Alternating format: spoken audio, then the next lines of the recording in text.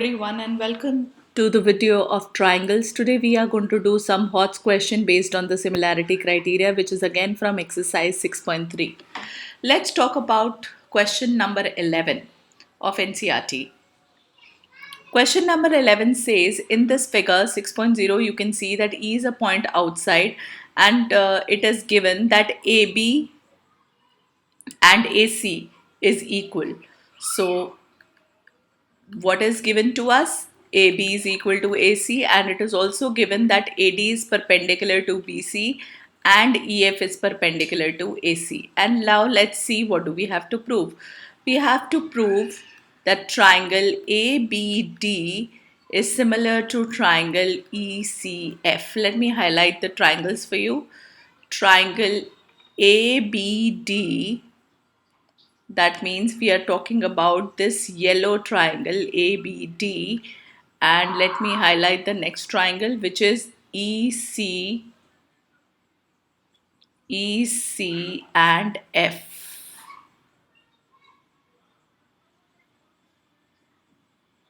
Right, this green and yellow triangle you can see in the figure. So we have to prove that these two are similar. Now if this is 90, this is 90, so एक angle तो हमें दिख ही रहा है कि वो 90 degree है. अब इसमें और क्या चीज़ है जो इक्वल हो सकती है, चेक करो. अगर हमें गिवन है, let me tell you the proof. अगर ये गिवन है कि A B equal to A C है, तो can I say in triangle A B C angle, this angle B, that is ABC, will be equal to angle ACB, right? Right, children? These two angles will be equal. Why? Again, opposite angles to equal sides. Angles to equal sides. Now, let's go further. अब तो बहुत clear दिख रहा है.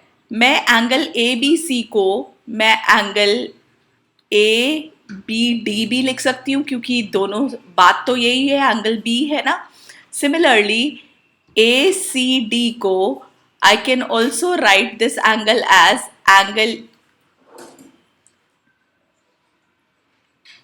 this angle as FCE,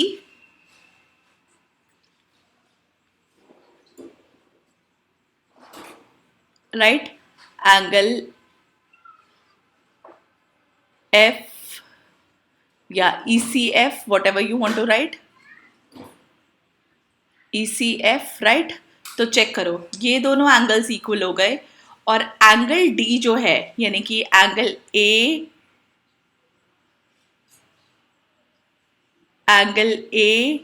D B equal है angle 90 degree angle के, यानी कि कौन सा, E F C, right. So now can I say that triangle ABD is similar to triangle ECF using angle criteria. Again, A किससे match करता है, A E से करता है, जो B है वो किससे मैच करता है, C से करता है, और जो F है वो किससे मैच करता है, F जो है वो D से मैच करता है, right children? So these two triangles are similar by angle criteria. Let's talk about question number 12, children. 12 में क्या आएगा? Sides AB and BC and the median AD of the triangle. Okay, हमें ये figure given है. उसने बोला, let me write what is given to us. Side AB, 1 minute, it has become little slow.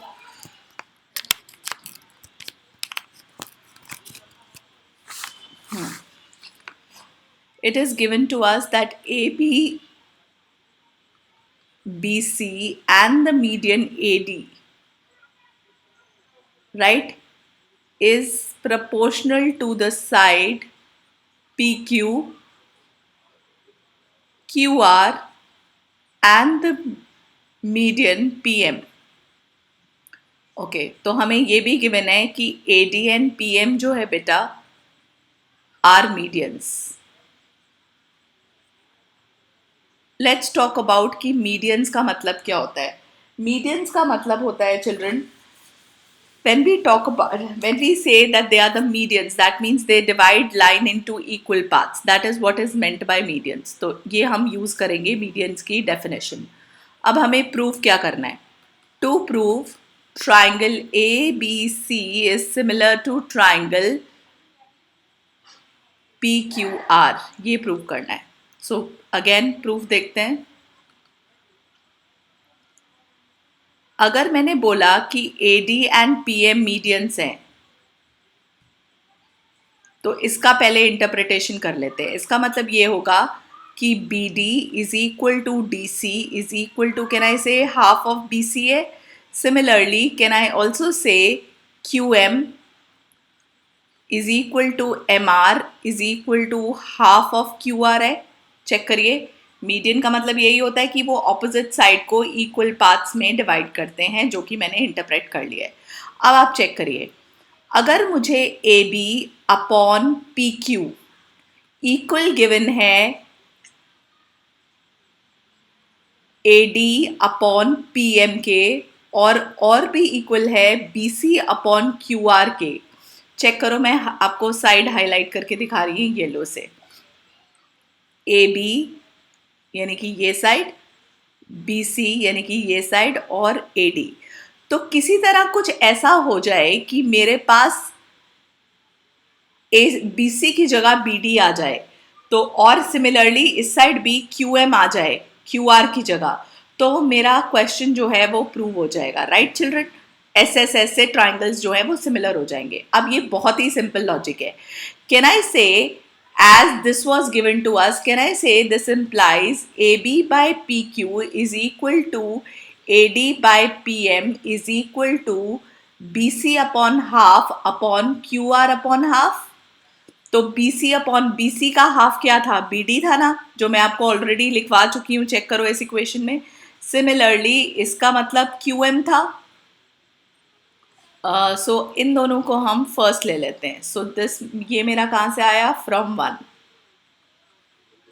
Right children, so up now can I say that AB by PQ is equal to AD by PM is equal to BD by QM. So triangle ABC is similar to triangle PQR by SSS similarity criteria. That is question number 12 for you. 12 और जो question number 14 है ना, उसमें एक बहुत छोटा सा change है. ये मैं आपको समझाऊंगी कि क्या चेंज है. ठीक है, जब हम क्वेश्चन नंबर 14 करेंगे ना, then I will let you know कि क्या चेंज है.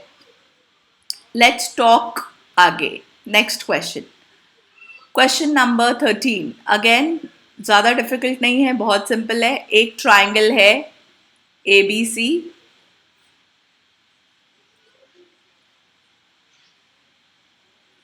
okay,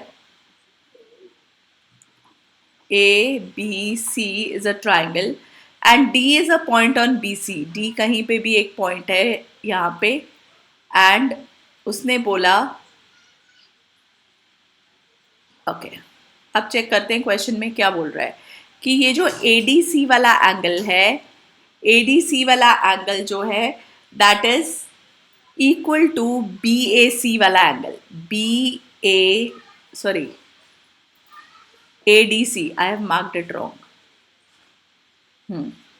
ADC means this angle is equal to angle BAC, यानी कि BA and C, ये एंगल, ये दोनों एंगल इक्वल है. राइट, अगर ये दोनों एंगल इक्वल है, ये हमें गिवन है. गिवन क्या है? Angle ADC is equal to angle BAC. So हमें शो करना है, show that CA square is equal to CB dot CD. तो don't get panicky, okay.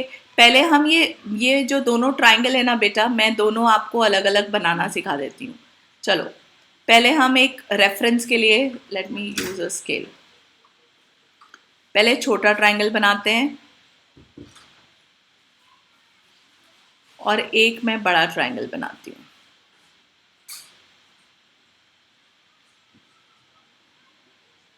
Okay, अब मार्किंग करती हूँ। ये मेरे को डी दिया हुआ था, तो इसको डी, ये ए और ये सी। और चेक करो इन दोनों ट्रायंगल्स में क्या कॉमन है। इन दोनों ट्रायंगल्स में ये वाला एंगल जो है सी जो है वो कॉमन है। तो एंगल सी अगर मैं इस साइड बना रही हूँ तो आपको लॉजिक पता है कि सी मुझे इधर ही बनाना पड़ेगा, बड़े वाले ट्रायंगल का भी, राइट। अब छोटे वाले ट्रायंगल में डी और डी किसके इक्वल है, बड़े वाले ट्रायंगल के ए के। तो मतलब डी के करस्पॉन्डिंग क्या बनेगा, ए। अब बड़े वाले का क्या रह गया, पॉइंट बी। तो अब चेक करिए, proof is very simple children. जितना डिफिकल्ट क्वेश्चन देखने में लग रहा है उतना ही सिंपल करने में है। चेक करो, angle A D C equal है एंगल बी ए सी के, ये हमें गिवन था, राइट। और angle A C D is equal to angle B C A है, कॉमन एंगल, राइट। दोनों में सी माना जाएगा इसे, right, common angle. So can I say that triangle, please notation देखिएगा, जब मैं लिख रही हूं ए डी सी यानी कि छोटा ट्राइंगल ए डी सी, तो मैं कैसे लिखूंगी, ए के साथ बी, क्योंकि डी ए के साथ, डी और ए सेम है, तो जहां डी लिखा है वहां ए आएगा, जहां सी लिखा है वहां सी आएगा, क्योंकि सी सी कॉमन है। Are similar using angle angle similarity. और अगर ट्राइंगल सिमिलर होते हैं तो आपको लॉजिक पता ही है, उनकी साइज रेशियो में आती है। अब मुझे सी ए स्क्वायर चाहिए, मतलब मुझे सी ए वाली साइड तो रेशियो में लेनी ही पड़ेगी, यानी कि can I say C A upon C B is equal to again CD upon CA। Check करो उधर cross multiply, CA square is equal to CB dot CD, hence proved. यही चाहिए था ना हमें। और ये कहाँ से आया, इसका रीजन आपको आता ही है, similar all sides in a similar triangle are proportional,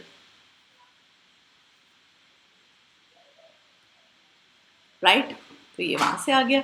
तो बिल्कुल घबराना नहीं है जब भी कुछ ऐसा आएगा, क्योंकि अब तो पाइथागोरस थ्योरम कोर्स में है नहीं, यानी कि लगना तो सिमिलैरिटी है। तो ट्राइंगल आप अलग अलग बना के फिर करिएगा, आपकी कभी गलती नहीं होगी। अगर आप ट्राइंगल अलग अलग नहीं बनाओगे तो आपको नोटेशन नहीं समझ आएगा, जिसकी वजह से आपका क्वेश्चन गलत हो जाएगा, right. So this is question number 13 for you. अच्छा, 14 मैंने आपको बताया था, वो 12 की तरह थोड़ा सा चेंज है, ये मैं आपको लास्ट में कराऊंगी। पहले हम 15 फटाफट फिनिश कर देते हैं, 15 and 16। A vertical pole of length 6 meters, एक पोल है जिसकी लेंथ गिवन है 6 meters, cast a 4 meter long shadow, 4 meter long shadow cast करता है। ओके, पोल को थोड़ा सा लंबा बना लेते हैं क्योंकि 6 है। ओके, आगे, at the same time on the ground and at the same time a tower cast a shadow 28 meter long. एक और टावर है,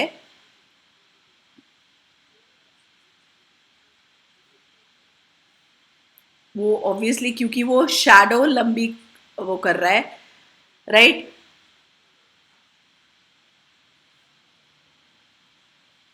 अब मुझे इसमें आपको कुछ चीज समझानी है।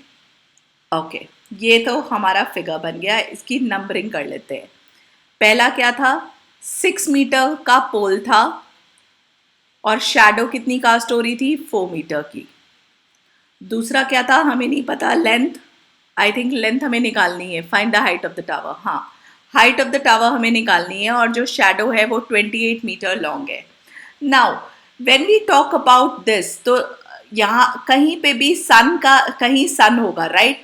दोनों टाइम पे जो सन है वो एक ही, क्योंकि चाहे पोल हो चाहे टावर हो, तो जो sun, whatever is the angle of the sun, don't you think that angle, this angle which will be made with the sun will be same? So मतलब can I say कि ये जो angle है और ये जो angle है, right, वो इक्वल। सपोज करो यहाँ पे सन है, छोटे बच्चों वाला सन, राइट। सपोज करिए यहाँ पे सन है, तो सन जो एंगल बना रहा है विद द हाइट यानी कि विद द शैडो, यानी कि कुछ ऐसा जो भी एंगल बनेगा, ये एंगल जो भी जितने भी वो का होगा उतने ही उसका एंगल ये भी होगा, राइट? क्योंकि सन जो है वो हर एलिमेंट के हर उसके साथ सेम वर्टिकल खड़ा है, तो सबके साथ सेम एंगल बनाएगा। क्योंकि उन्होंने क्वेश्चन में बोला है क्या, क्यों एंगल सेम बनाएगा? Because it is at the same time. Same time means जो सन है वो एक ही पॉइंट पे फिक्स्ड है उस टाइम पे, सो ऑब्वियसली हर चीज सन के लिए पॉइंट ऑब्जेक्ट है, right? Sun is very very far away, so that is why this angle will be equal. So अगर ये ए बी सी है और ये पी क्यू और आर है, तो क्योंकि वर्टिकल टावर्स है तो ये तो 90 डिग्री होगा ही, तो angle B is equal to angle Q equal to 90 degree and angle C is equal to angle R as the sun is as the sun is making equal angles with every object, right?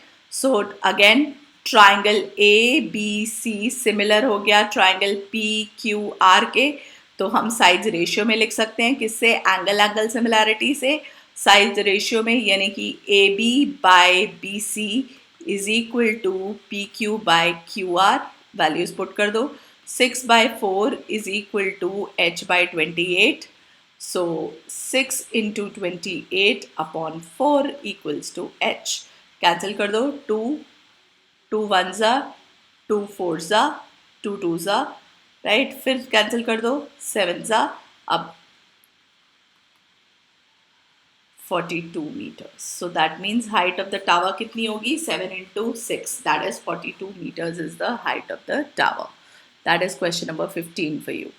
अब हम आगे चलते हैं question number 16 की जगह, पहले 16 फिर मैंने आपको एक क्वेश्चन छोड़ रखा है, वो मैं आपको एंड ऑफ द वीडियो में कराऊंगी। And why end of the video I will tell you. उस क्वेश्चन में थोड़ा सा ज़्यादा सोचना है, इस वजह से मैंने वो क्वेश्चन लास्ट में लिया है। If AD and PM are the medians of, same figure को रेफर करते हैं, AD और PM मीडियन बोला गया है, तो अगेन आपको गिवन में दोबारा AD and PM are the medians, तो मीडियंस का मतलब मैं दोबारा नहीं समझा रही हूँ, तो आपको पता होगा जो हमने क्वेश्चन नंबर 12 में यूज़ किया है कि BD is equal to DC is equal to half of BC, right? Similarly QM is equal to MR is equal to half of QR। ये तो हो गया मीडियंस का डिस्कशन। अब हम आगे चल रहे हैं, are respectively the medians where, अच्छा उन्होंने अब ये भी दे दिया है that triangle ABC is similar to triangle PQR, right? अब हमारा टू प्रूफ क्या है? AB upon PQ is equal to AD by PM, मतलब मीडियंस को भी रेशियो में लाना है साइड्स के। ये एज अ 1 मार्कर रिजल्ट भी यूज हो सकता है, तो आपको याद रखना है कि जब भी दो ट्राइंगल सिमिलर होते हैं तो वो इक्वल, उसकी साइड्स का रेशियो इक्वल होता है उसके मीडियंस के रेशियो में। It can be use as 1 marker HOTS also. Okay, पहले प्रूफ कैसे करते हैं, वो बहुत सिंपल प्रूफ है। अगेन ट्राइंगल सिमिलर है बेटा, तो can I say angle B is equal to angle Q, right? Included, क्योंकि ट्राइंगल सिमिलर है, in similar triangles all corresponding angles are equal, corresponding angles are equal, children. Now when all corresponding in similar triangles or corresponding angles are equal, that is why मैंने B और Q को same लिख लिया। अब check करो, AB upon PQ equal है BC upon QR के। Again क्यों? क्योंकि ट्राइंगल सिमिलर गिवन है, ABC is similar to triangle PQR। जब ट्राइंगल सिमिलर होते हैं तो साइड सारी रेशियो में होती हैं, तो कैन आई ऑल्सो से that AB by PQ is equal to BC by half upon QR by half, और BC बाय हाफ क्या होता है वो तो आपको पता ही है, मीडियन की definition. Half of BC, can I write it as BD? And this can I write it as QM? So check करो, ये है और angle B equal to angle Q है, तो can I say that triangle ABD is similar to triangle PQM. और अगर triangle similar हो जाते हैं, जो कि आया है SAS से, क्योंकि इन साइड्स जो है वो प्रोपोर्शनल है और उनके बीच का इंक्लूडेड एंगल इक्वल आ गया, तो ऐसे ऐसे ट्राइंगल सिमिलर हो गए. अब हम लिख सकते हैं AB upon PQ is equal to AD, मतलब कोई भी साइज रेशियो में AD अपॉन PM, जो कि मुझे चाहिए था. Right, so again hence proved. So that is question number 16 for you. Now the last question, question number 14, जिसमें बच्चे बहुत ज़्यादा कंफ्यूज हो जाते हैं. Let me show you. Given, और मैं आपको डिफरेंस भी बताऊंगी कि डिफरेंस क्या है. AB, AC and the median AD is respectively equal to PQ,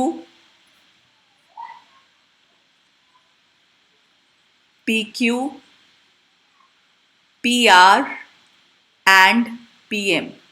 check करो इसमें क्या इक्वल, इसमें पहले मैं आपको डिफरेंस समझा देती हूँ. AB, BC एंड AD, मतलब इसमें हमें मीडियन वाली जो साइड थी वो क्वेश्चन नंबर 12 में प्रोपोर्शनल दी हुई थी, जिस पे मीडियन लाई करता है.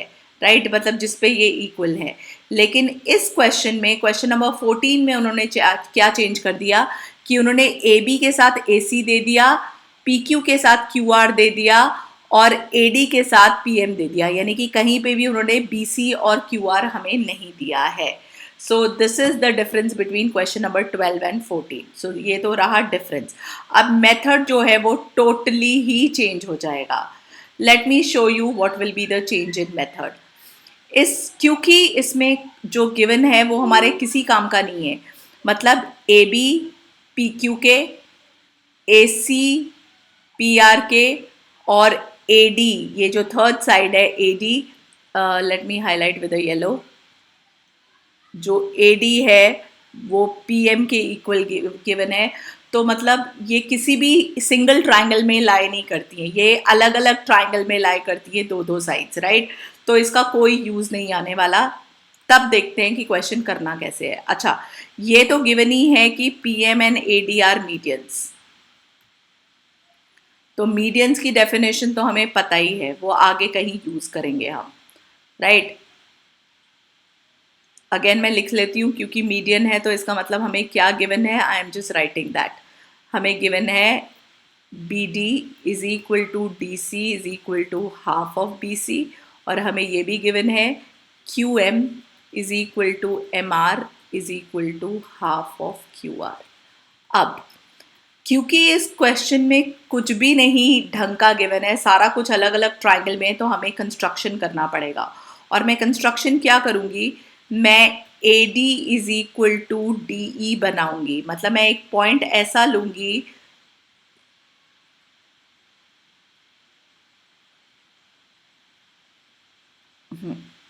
मैंने क्या किया है, and similarly PM, this is the construction which I have done. AD और ये जो साइड है यानी कि DE, ये मैंने इक्वल बनाई है. ये M था, PM, PQR MN ले लेते हैं इस पॉइंट को N, और ये वाली साइड मैंने इसकी इक्वल बनाई है. तो मतलब मैंने एक्सटेंड करके इक्वल बना दिया है इनको. राइट, अब ये तो था मेरा कंस्ट्रक्शन, और फिर मैंने क्या किया है, ट्राइंगल बनाने के लिए मैंने ज्वाइन कर दिया है किसको, EC को एंड RN को. राइट, मैंने ये ज्वाइन कर दिया. अब आप देखिए प्रूफ. अब पहले मैं आपको समझा देती हूँ कि कैसे पता चलेगा कि प्रूफ के लिए चलना कैसे, क्योंकि अगेन वो बहुत कंफ्यूजिंग हो जाएगा. अगर किसी तरह से ये साइड इसके इक्वल है, ये साइड इसके प्रोपोर्शनल, आई मीन इक्वल नहीं है, प्रोपोर्शनल है. अब मुझे करना क्या है, अगर किसी तरह से मेरा ये एंगल ए और एंगल पी इक्वल आ जाए तो चेक करिए, can I say that this triangle is similar to this triangle using SAS, right? Similarity condition, दो साइड्स प्रोपोर्शनल है, इंक्लूडेड एंगल इक्वल है। तो मतलब मुझे बैक ऑफ द माइंड मुझे ये ध्यान रखना है कि मुझे angle A equal to angle P prove करना है किसी भी तरह से, राइट? लेट्स गो फर्दर कि करना कैसे है, प्रूफ कैसे करना है। लेट्स टॉक अबाउट, पहले लिख लेते हैं कि हमें गिवन क्या क्या है। गिवन तो हमने ऑलरेडी लिखा ही हुआ है, अब हम आगे करते हैं। चेक करिए,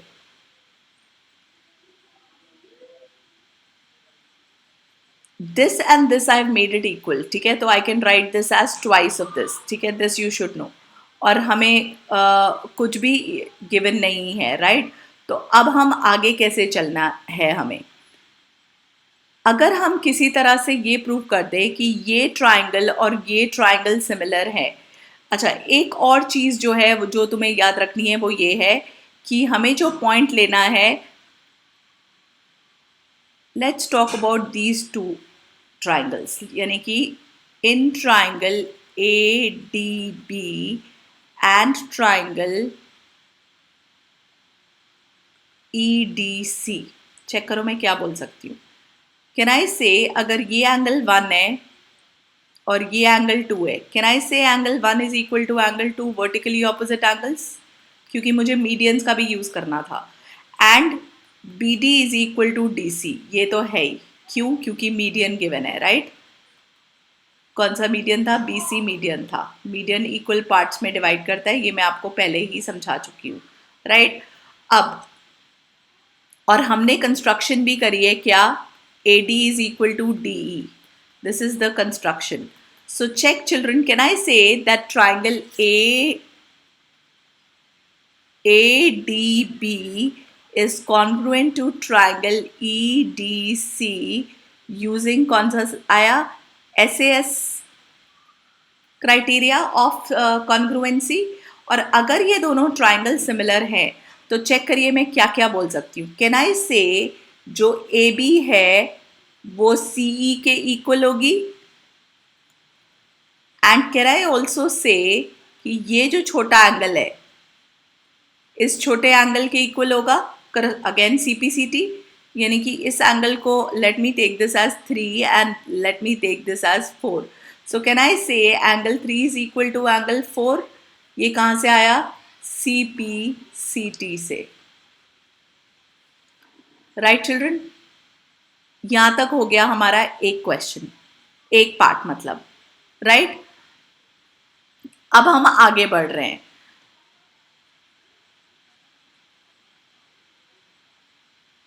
अब चेक करिए, कैन आई से दूसरी साइड सिमिलरली, कैन आई से कि जैसे इसमें AB इक्वल्स टू CE आया है CP, कैन आई से ये भी इसके इक्वल होगा?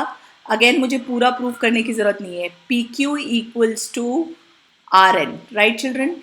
And again can I take this as angle 5 and this one as 6, angle 5 is equal to angle 6, again कहाँ से? CPCT से।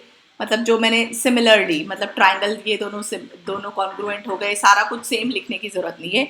चलो, आप CPCT नहीं भी लिखो तो सिमिलरली से तो आप लिख ही पाओगे, क्योंकि CPCT लिखोगे तो ट्राइंगल को भी प्रूव करना पड़ेगा, ठीक है? तो सिमिलरली हमने ये लिख लिया क्योंकि ये दोनों ट्राइंगल भी सेम तरीके से सिमिलर हैं और हमें वो दिखाने की ज़रूरत नहीं है क्योंकि एक ट्राइंगल का हम ऑलरेडी दिखा चुके हैं। अब हम चलते हैं थोड़ा सा आगे। अब हमें गिवन क्या था? हमें AB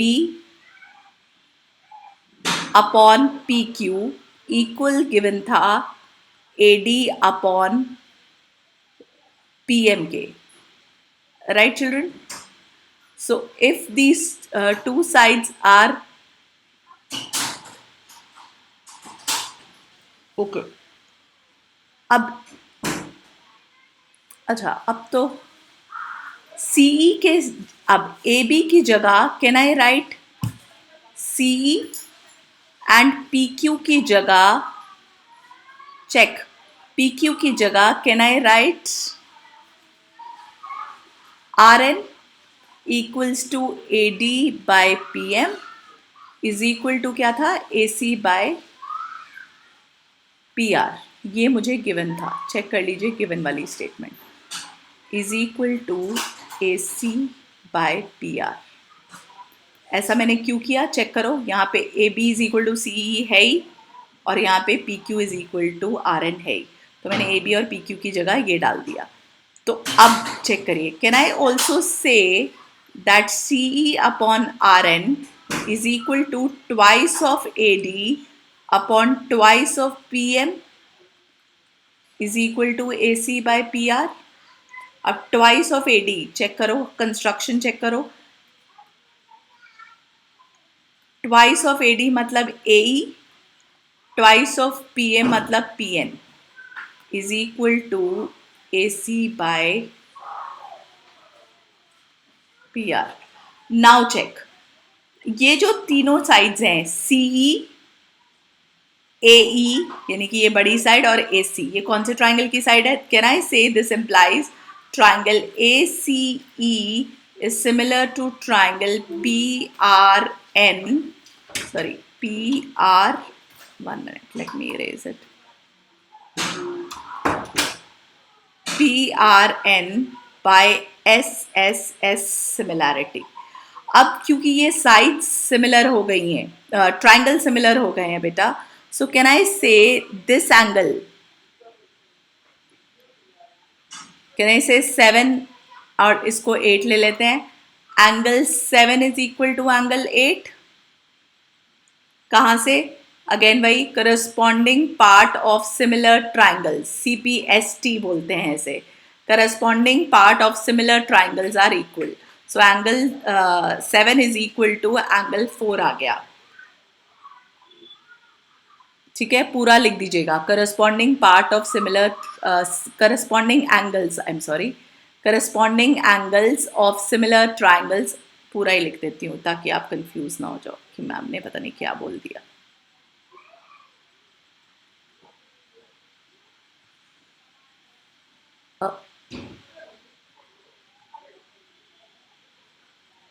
corresponding angles of similar triangles are equal. Okay, हमारा 5 and 6 ऑलरेडी इक्वल था, उसे मैं 1 ले लेती हूँ, इसे 2 ले लेती हूँ, ऐड कर देते हैं 1 and 2। अब हमारा क्वेश्चन हो गया, सो एंगल 5 प्लस, सॉरी इसको लेना है 1,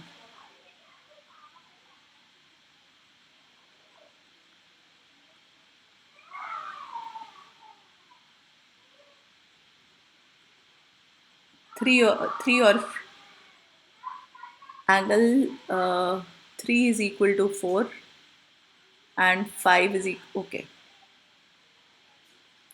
all right, ये हो गया एक इक्वेशन। एक मिनट ओके, अब मैं आपको बताती हूँ कैसे कैसे करना है आगे। Angle, this was 3 children,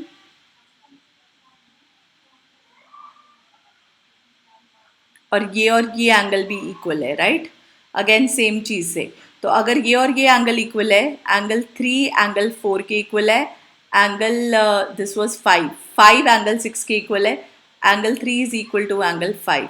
so this implies, can I say अगर 3 5 के इक्वल है, can I say angle 4 is also equal to angle 6, as angle 3 is equal to angle 4 and angle 5 is equal to angle 6, और 3 और 5 आपस में equal है, and angle 3 is equal to angle 5। तो अब इसको 1 लेना है और इसको 2 लेना है, और इन दोनों को ऐड कर दीजिए, 1 + 2, तो क्या आया चेक करो, एंगल